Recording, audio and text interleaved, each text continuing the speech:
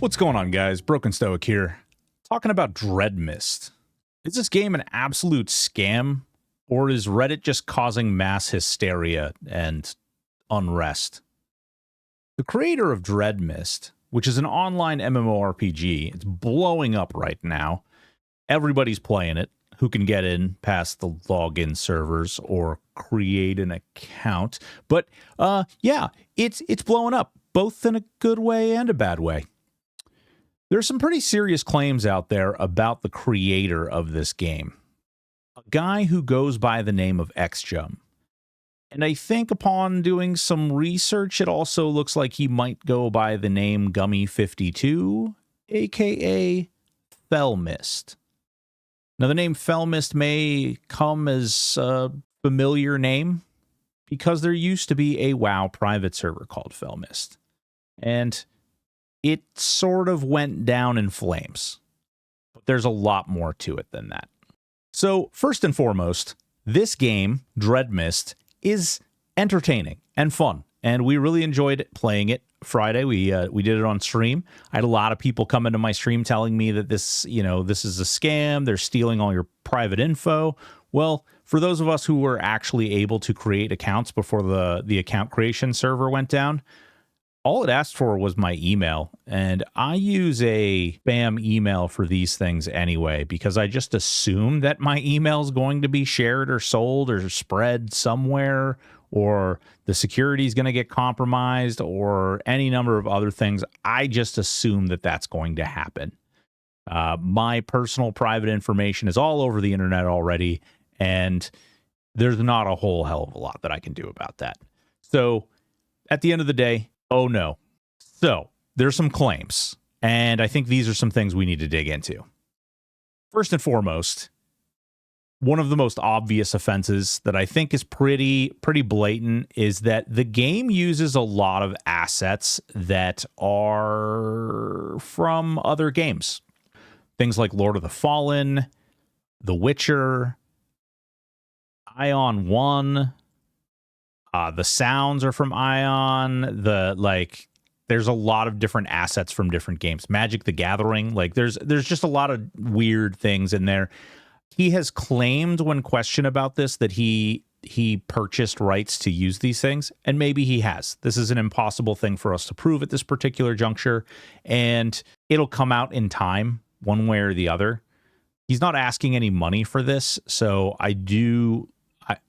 even if he doesn't necessarily have approval, I think that there may be some gray areas in there, but I digress on that. It is what it is. I know some people are going to be up in arms about that, and some people aren't going to care. And frankly, that's your decision to make as an individual, whether or not that's something that bothers you or not. If it does or if it doesn't, let me know in the comments. We can talk about it more. So beyond that, this guy, Xjum, formerly known as Gummy52, was a WoW aficionado. So we went back. This is a serious brain worm that hit me the day that I did not take my ADHD meds. So I went deep diving on this, and we found all sorts of things. So upon release or announcement of this game, the Reddit started setting itself on fire. I mean, I'm not a big Reddit guy, but apparently this happens somewhat frequently. I think this might have been a mistake because honestly, I think they just fanned a bunch of flames and then ended up locking a bunch of these threads down because they just went south. Half of these things are filled with deleted comments and things, tearing these people apart. The reality is, this guy, Dark Nautical, mod of the MMORPG community, basically came out and said, hey, this developer from Dreadmist reached out to us, said, listen, this guy is claiming he is not attached to this Gummy52 person. They're completely different people, etc., etc. The reality is, I think there is way more than enough evidence to support that this guy is the same person. I don't think that is really, there's really not a lot of area where you can dispute that. There's way too many ties between the Gummy52 and the Xjum name. In fact, it dates way back. I mean, way back. This guy's been creating WoW servers since like roughly 2010-ish. And the names have, you know, been attached to one another all along. So in addition to that, if you do some brief research, which it looks like this guy did do, the dev, or the mod rather, did do some research. It looks like they came to the same conclusion. Xjum and Gummy52 is the same person, despite Xjum claiming that he is not that person.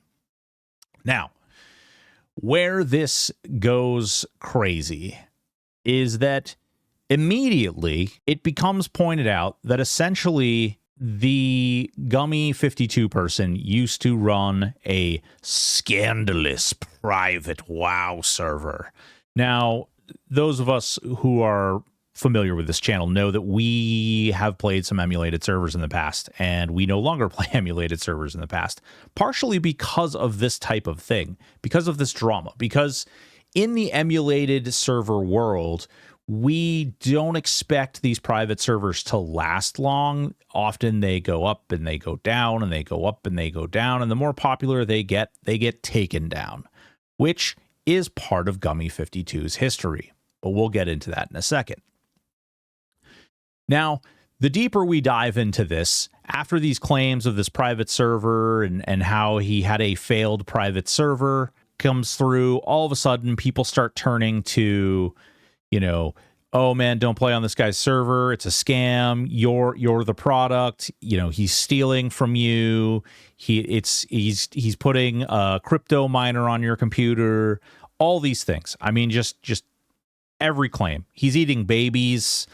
He went back in time and you know, took over the role of the BTK killer and ran out there and was doing all kinds of things. Just, I mean, I'm embellishing a bit, but only a bit. I mean, literally, if you go through these Reddit posts, which I'm not going to bother doing, if you want to, the links are all underneath. In fact, the links to everything I'm citing right here, all the research that I did, I'm going to put all the links down below, and you guys can check it out for yourself, kind of come up with your own opinion, come up with your own idea or thought process, feelings on this. Frankly, I don't have a frickin' horse in this race, but the brainworm said, hey guy, put on your detective hat and let's find it. Let's find this stuff. So we dig deeper. We find out that, you know, this guy actually in roughly 2010 to 2012 ran a couple of servers called Scriptcraft. There was a Scriptcraft 1 and a Scriptcraft 2. It's a WoW vanilla server. It was well received. It was honestly apparently one of the coolest servers of its time. Very well scripted, very well programmed. Roughly 2,500 to 3,000 players. People loved it. Until there was some drama surrounding a guy named Pablo, who apparently was permabanned for being... There's a lot of drama around that too. And while I didn't want to research into that too much, basically, guy gets invited into a raid. Guy attends the raid. In the middle of the raid, it's discovered that the guy isn't a part of the guild that was doing the raid, and all hell breaks loose. I'm sure there's more to it than that, but that's not what we're here to talk about today. This drama that gets created as a result of this guy getting permanently banned from the server causes mass problems. The server gets shut down days later. At the time, he states, you know, he doesn't have enough time to run the server. Things aren't going well. You know, there's a lot of problems and, you know, moves on from it. 2 months later, a bunch of the community members who played on Scriptcraft 1 basically said, hey, guys, what we're going to do is we're going to pool a bunch of money together. We're going to give it to Xjum, Gummy52, and say, hey, can you fire this server back up? We really enjoyed what you did. We'd really appreciate it if you could do this. He didn't solicit these people. You know, it wasn't like he was asking for this money. They provided it to him. He actually agreed. So he opened up Scriptcraft 2. roughly everything I read says about 2 months after Scriptcraft 1 closed down. He took the money to run the server for about 6 months, ran the server for about 6 months, and when the money ran out, he cited, didn't have enough time, I'm going to school, I've got all these things going on, I've got some health issues going on as well. Come to find out, he's got, you know, per his claims, he's got MS, muscular dystrophy. That's a very serious chronic issue to be dealing with, but whatever, that's neither here nor there. We're not here to debate his medical situation. Only to say that he cited these reasons as an issue and couldn't continue to run the server. Time goes on, nobody hears from the guy. You know, I'm sure he's still playing. Boom, we get Felmyst 1.0 in July of 2017. Okay, before this server launches, there is massive hype. I mean, massive hype. In my humble opinion, if you take a look at some of the information that's out there, now it appears, I got to find the right tab here. It appears that there may be, you can see right up here, there may have been some manipulation of Reddit upvotes and things, which is one of the things that's being claimed against him, that there are upvote and downvote bots at work here. It does look a little sus that some of these things are like some of the most upvoted, some of his comments are the most upvoted comments and stories and posts ever in that subreddit. It's a little weird, but I will also say there was a lot of hype about this. He was throwing stuff everywhere. And when I say everywhere, I mean there was every freaking news outpost was reporting out on this. This guy was doing stories with anyone and everyone, rather, that would listen. You've got GameSpot, Kotaku, freaking, what is this? Ars Technica, Polygon, freaking Eurogamer. Like, he's going everywhere, broad, widespread, shotgun shot, getting as much people as possible, building up tons and tons of hype, making posts on Reddit. When people are coming out and saying, hey man, you're going to host this server on US servers, what are you thinking? He would shoot them down quite frequently. From the posts that I read, it would be aggressive, somewhat disrespectful approach in my humble opinion. Again, all the links are down below. You can read through these comments at your own will, at your own bequeath, and you can decide for yourself, you know, how you feel about these things. But I'm just merely trying to tie all these things together because at the end of the day, everybody was out there with their pitchforks and their torches, and this just kind of blew my mind. I didn't know the background behind any of this, and frankly, I just had to know. Brainworm at work. So again, we dive deeper into this, and we find out that the server launches, and after assuring people, reassuring people, counter-assuring, just basically up and down swearing he's not worried about it. Blizzard isn't going to take him down. He's capping the server at 3,000 people. He's making sure that they stay under the radar. It's not going to be an issue. And in some cases, he even banned people who were questioning him about this stuff. You know, and that's his prerogative. It's not the way I personally would deal with it. But again, it's not me in the situation. It's him. The guy launches the server in July of 2017. It runs for 5 hours. Yes, that's right. 5 hours before being taken down. The guy, he did an interview with these guys right here over at Ars Technica. And again, this story is down below. But he basically does an interview with these guys and says something to the effect of, hey, man, I got served this letter, which I'll put here. You guys can see. I got served this letter, and it's a C&D from Blizzard. Now, these guys actually went through and they verified that this, in fact, was an accurate letter from Mitchell Silberberg and Nup LLP, who was representing Blizzard at the time. And it was a legitimate and confirmed legitimate C&D order from Blizzard. I'm not surprised, frankly. He way overhyped this. I mean, you don't do interviews with, you know, you're creating a private server. This was also during the era of like Nostromo getting shut down, like all these other private servers being served C&Ds by Blizzard, it seems very sketchy to be broadcasting out your private server, your, copywritten server, emulated server, whatever you want to call it. Seems very strange to me to be broadcasting it out quite that widely amidst the time in which C&Ds are being spread out. Comes out, claims there's 4 years of development behind this, promises a pure TBC experience, perfect scripting. People get into the beta, they find that this thing is awesome. There's all type of people, soldiers out there broadcasting, telling people how awesome this is.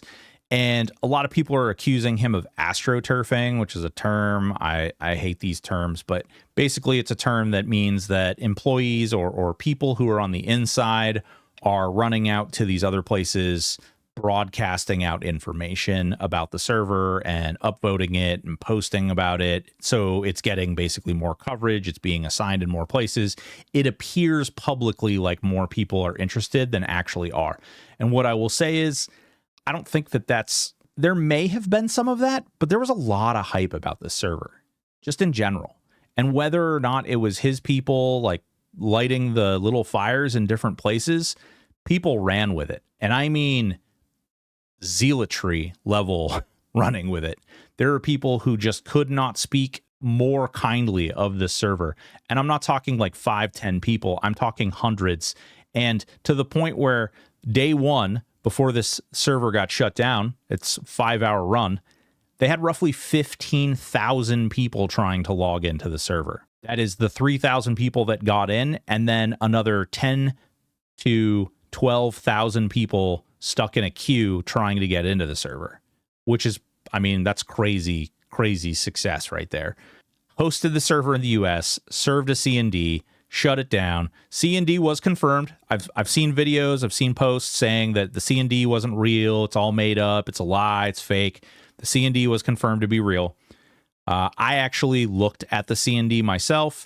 It having my legal background and having dealt with a lot of these type of legal documents and stuff, I actually kind of questioned it a little bit myself. It looked kind of like it was a poorly done Word document. But again, these media outlets followed up with this law firm and confirmed. Constant assurance that everything was great, everything was going good. Server shuts down 5 hours after it starts up. And then a little time goes by and Felmyst 2.0 comes out. Yeah. Felmyst 2.0. Now, there's reports that this server had roughly 2,000 to 3,000 people on it. Again, this server opened up like 7 to 8 months after Felmyst 1.0 dropped. And I got to tell you, man, I'm not sure if the guy's crazy or maybe lacking in the common sense or think he's going to get away with something. I don't know, but it doesn't really matter. It's really not a great, wise decision to get served a C&D and then decide, you know what I'm going to do? I'm going to open another server a couple months later. And yeah, that's exactly what he did. He advertised this thing a little bit, nowhere near the publicity that he did on the previous server. He still pulled 2,000 to 3,000 players. All the posts that I went through talking about the server basically discussed the sort of concern about the server being shut down again. They'd been, bitten twice shy already. So they're like, we don't really know. We don't know what's going on here. Some of these reports say that the server was around for 5 months. Some of these reports say that the server was around for 9 months. And, whatever. Really, the duration doesn't necessarily matter as much. But the server was around. It operated for a little while. It wasn't a full year that it ran for. And then once again, it was shut down, citing health issues, lack of time, lack of support around it, because it does appear that in most, if not all of these cases, he's solo bolo. He's just running these dev cycles on his own. And we'll get into that too, because I have some feelings and some thoughts around some of this stuff. which leads to why I think some of these things happened in the past, but that's speculation, and we'll get into that in a little bit.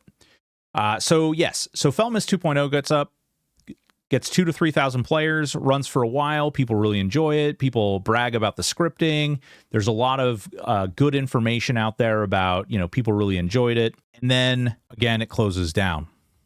Well, a lot of people were really upset when that one closed down. They feel like they weren't given enough notice. They apparently, when he closed the server down in the last day or so, last week or so of the server, I can't find a real accurate report of when he started doing it. But apparently he started spreading around legendaries and giving people all kinds of gear and letting them basically play big, beefy, out of era god mode kind of craziness for the duration of the end of the server before shutting everything down. People were really upset by this. People felt like it was, disrespectful to them and disrespectful to their time, which, I understand, certainly get it. But on the flip side, it's a private server and these things are a gamble in general. This is the sort of thing you risk when you agree to play on one of these types of servers. So there it is. Guess what, guys? Felmyst 3.0.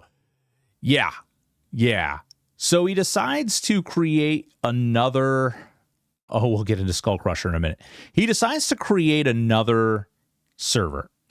And this is Felmyst 3.0, which is going to be a seasonal 6-month server. And this one is going to be hosted in the EU, whereas the previous Felmyst 2.0 was supposed to be hosted in Canada. I don't know why Canada versus US matters, because people will absolutely serve you even though it's in Canada. Again, I really think, actually, I'll get into this a little bit right now. I really think there's definitely a case of a bunch of nerds sitting around articulating about what they think is legal versus not legal. Maybe you've had this experience in your life. Maybe you haven't. I know I have, where you'll have a group of people and they all they put their lawyer hat on and they start talking about what, oh, this law works this way. So if we do this thing, it's going to work out that way. And if we do this thing, then it's going to happen this way. And these people don't know what the hell they're talking about. They're pulling stuff out of their butt. And when you take advice from someone who does that, you're very likely to find yourself in a really muddy situation. That happens. It is what it is. But that's kind of what it feels like is happening in this situation. These guys are definitely, not really aware of what's going off. Oh man, I'm moving my server to Canada in an effort to stop me from getting sued. Canada will gladly serve you on behalf of the United States, as opposed to Russia, which is why people do that whole Russian thing in the first place. As we're seeing with Turtle WoW. Perfectly good example. I digress. So the server comes out. He says it's going to be a 6-month target. Comes out July 21st of 2023. Everybody's happy. Everything's great. Everything's wonderful. August rolls around. There winds up being some rollbacks, and the server's crashing a whole bunch. All of a sudden, this 2,000 player base roughly starts diminishing down to sub 1,000. People are kind of realizing this isn't going so well, and by August 6th, it's down. So not exactly 6 months. Doesn't really meet that 6-month target, but once again, private server.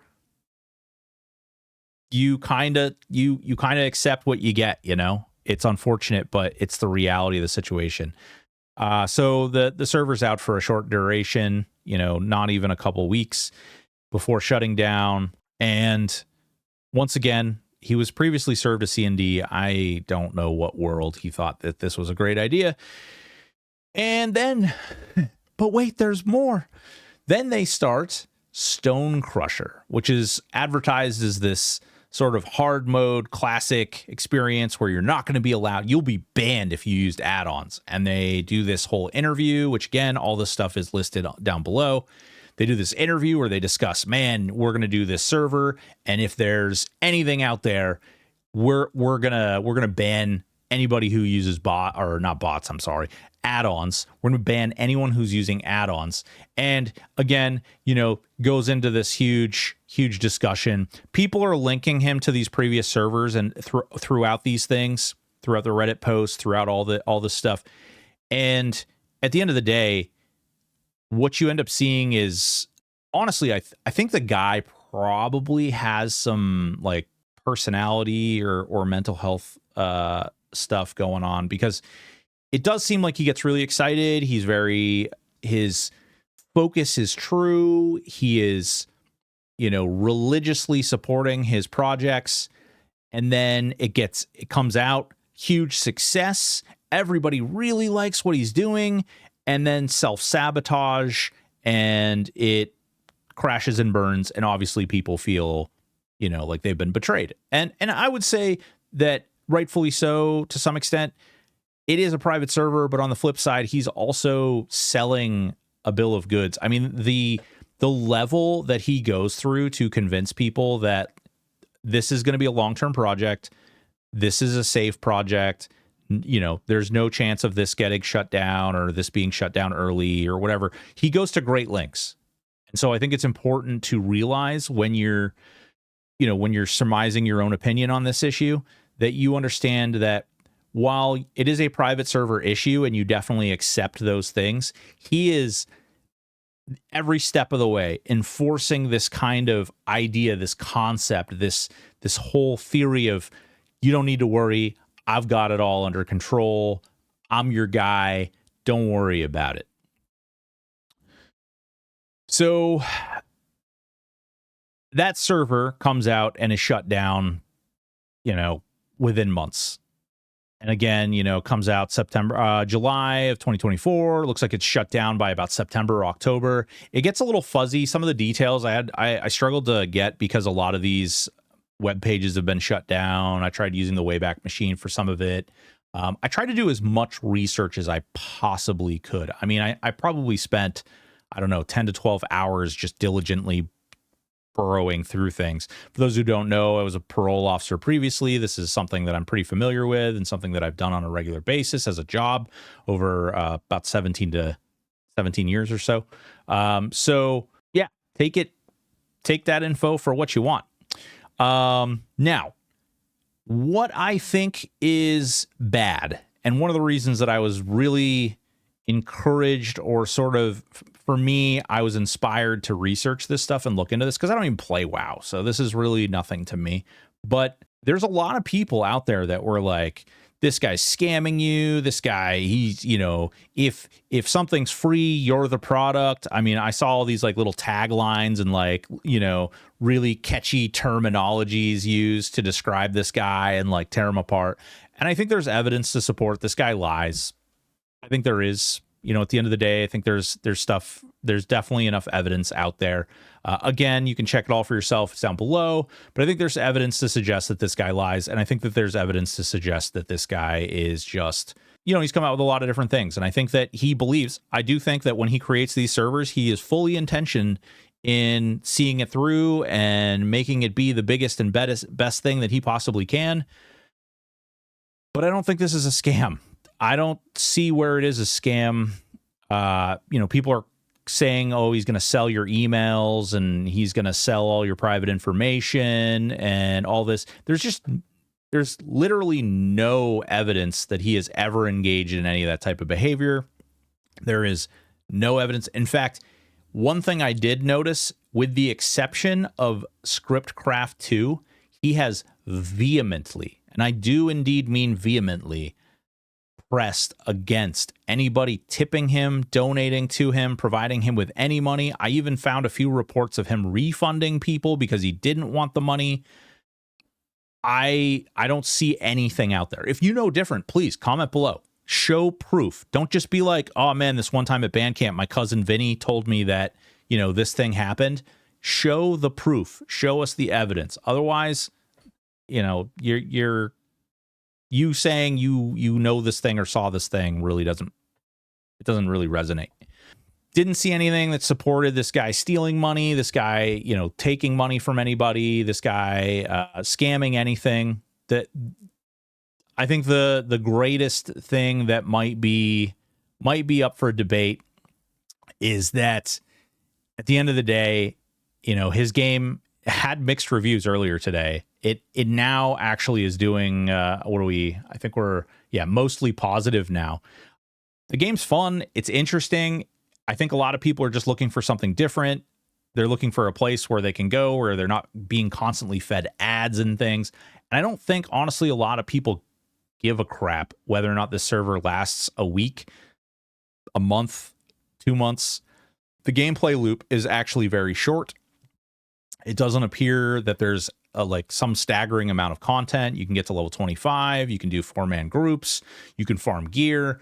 That's great. That's fine. That's wonderful. But it's really, I was able to get to level 11 like the first day I played.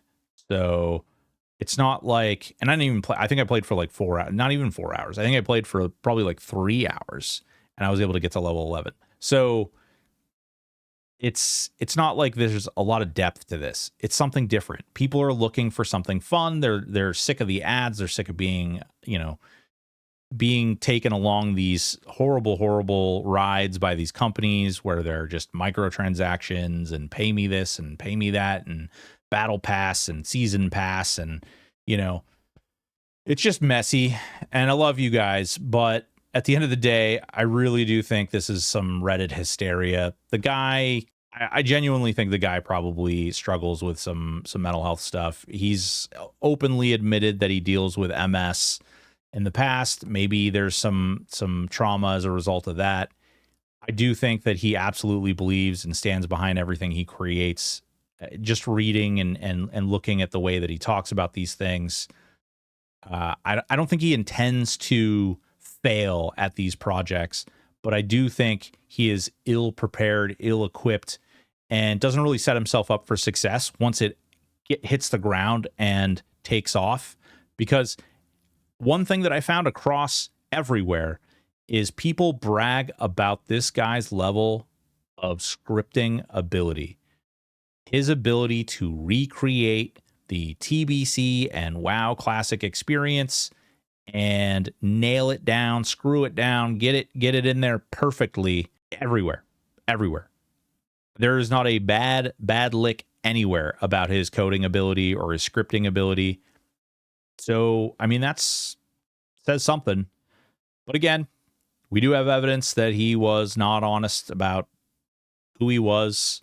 We do have evidence to support that he wasn't honest about some of the interactions and stuff that he was having or that were occurring. And understandably so. If you had a lot of bad press about you because of, dumping these several previous servers, and you come out with this game, and again, this game is using assets from several other games, The Witcher, Lords of the Fallen, Aeon. I don't know. But there's the info. You guys decide. Let me know what you think down in the comments, and see you next time.